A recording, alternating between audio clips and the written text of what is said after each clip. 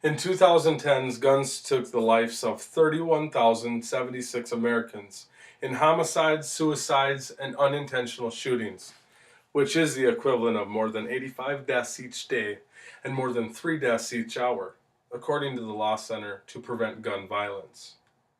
As many school shootings that have happened in the recent years, the next one could involve someone you know and dearly love. Today, I'd like to talk to you about first, the gun laws and statistics, second, what we should change, and finally, the benefits of our changes. I'll begin talking about some statistics and the gun laws in the United States.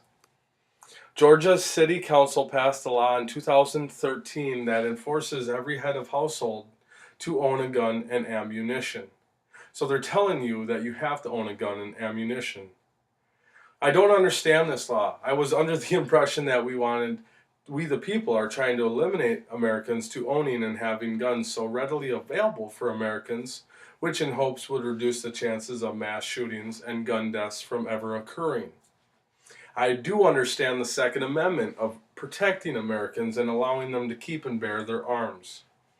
However, I don't see the Second Amendment of giving the Americans the right and then turning it into a law.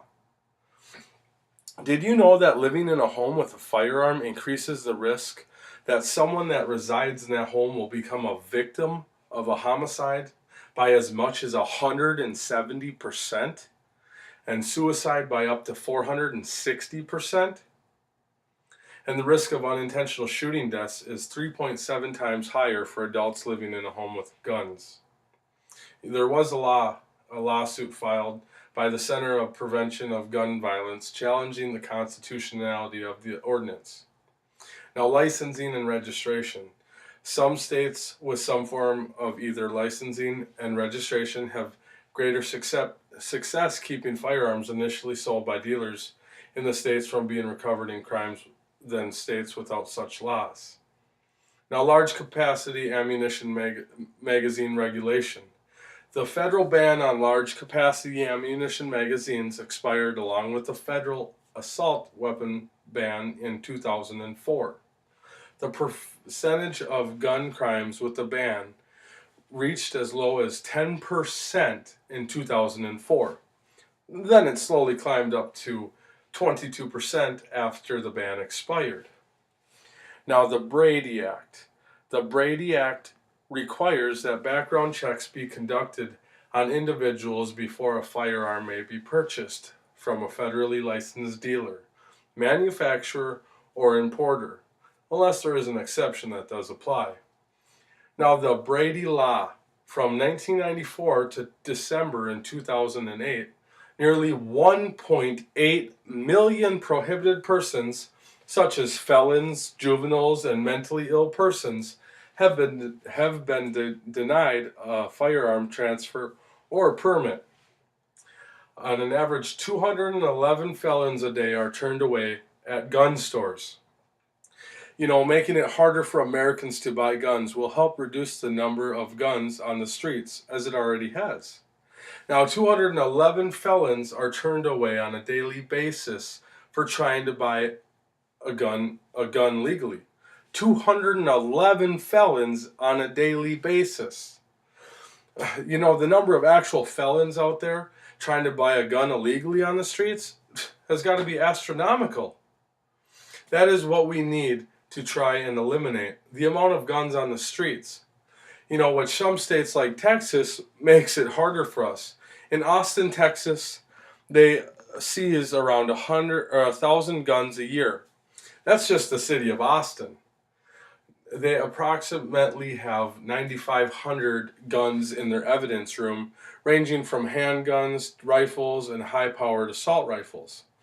That's not even the worst part. They just passed a law where they're able to sell the guns that they seized to generate revenue for the state. I really don't understand this. We are trying to eliminate guns and ammo and make the ammo more expensive, so it'll make it a burden for gun owners to have a gun or be able to have so much ammunition. But all I see here is money, money, money. They don't care about reducing the guns or taking the ammo away, as long as they get their piece of the pie.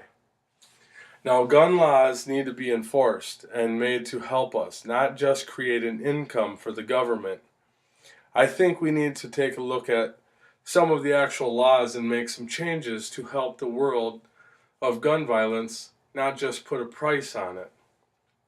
I do know the Second Amendment gets in the way of making a federal law to ban guns, which is not my intention. However, state laws should be on the same page. I feel like they should be a little equal. Making laws telling head of households that they need to own a gun for their protection is just crazy. How about making a law that all homes must have a home alarm security system, which is a lot cheaper and less dangerous? Actually, it would be more safe for the community, home, and homeowners. I know you cannot ban all firearms because of the Second Amendment. However, assault rifles are another thing. Assault rifles are not a legitimate weapon of protection, nor are they a legitimate sporting weapon, according to 67% of Field and Stream readers. Banning assault rifles to non military and police would be a law that could help change mass shootings, because most of the mass shootings that do occur are used with assault rifles or weapons with large capacity of ammo, because the ability to fire nonstop without reloading, it's because they use them large capacity ammunition guns so pedestrians or law enforcement can interfere. What about a law that you must have to have your weapon in a locked area, such as a safe, and a locking device on your weapon? Also, the safety must always be on when you're not using it. That would be a law that is hard to enforce, but just a law that could help save a life.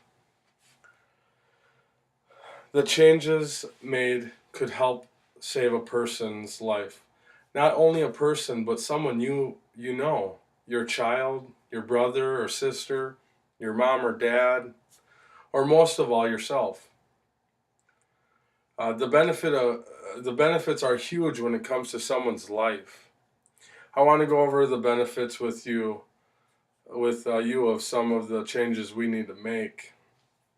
As I said, the number one benefit would be to save someone's life. However, the benefit would be huge for the states to have a safer community and lower to number of injuries and gun crimes, as well as some of the changes that have already been proven, such as large ammo and assault weapons ban, that did take place and now is expired. The government would not need money so bad if they did reduce their crime rate and having less people behind bars for gun crimes. I know I am not here to get all the gun crimes off the streets and reduce to zero, because that's just not the world we're living in. But to reduce them significantly, it costs about $47,000 a year to house an inmate in a prison in California. It costs $60,000 in New York for 1 year for one inmate. Tell me that even 10 people in New York would not bring them more money. That is over $500,000 a year that they're not spending on inmates. As you can easily see, making changes to our gun laws and reducing deaths and crimes would be a win-win for us and the government. They would save money and we can save our lives. I've told you about the laws, statistics about gun laws and violence, some changes that we need to make, and finally the benefits of changing them laws and gun laws for us and the government.